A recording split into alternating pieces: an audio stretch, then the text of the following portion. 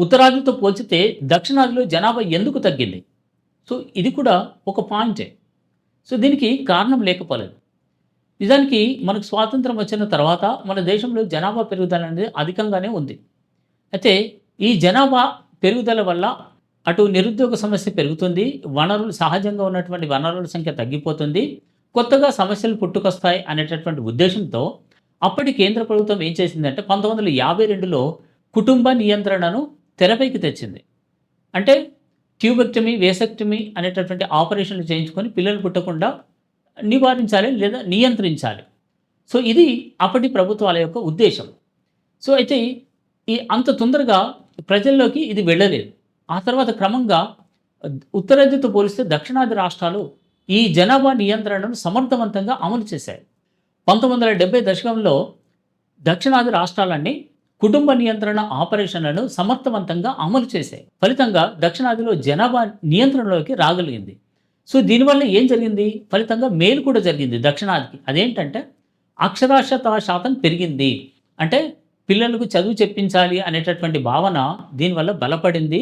ఇంకా రాజకీయ చైతన్యం అనేది కూడా పెరిగింది. జనాభా నియంత్రణలో ఉండడం వల్ల అభివృద్ధిపై ఫోకస్ పెట్టాయి ప్రభుత్వాలు. సో, ఇటు అభివృద్ధి జరిగింది, అటు సంక్షేమం పైన కూడా ఫోకస్ పెట్టి ఈ అట్టడుగున ఉన్న వర్గాలను పైకి తెచ్చేటటువంటి ప్రయత్నం జరిగింది. మరి ఉత్తరాదిలో ఏం జరిగింది? అక్కడ జనాభా అనేది నియంత్రణ లేకపోవడం వల్ల విపరీతంగా పెరుగుతూ పోయింది.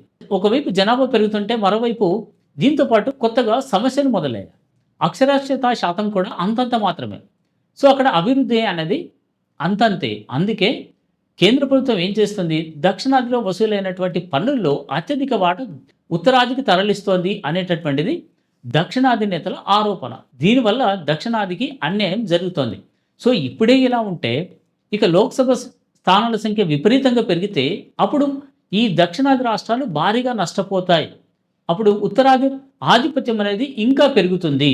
సో, దీంతో మన దేశంలోనే మనం పరాయి వాళ్ళు అయిపోతాం అనేటటువంటి ఒక ఆందోళన అటు స్టాలిన్, మిగతా నేతలు బహిరంగంగానే వ్యక్తం చేస్తున్నారు.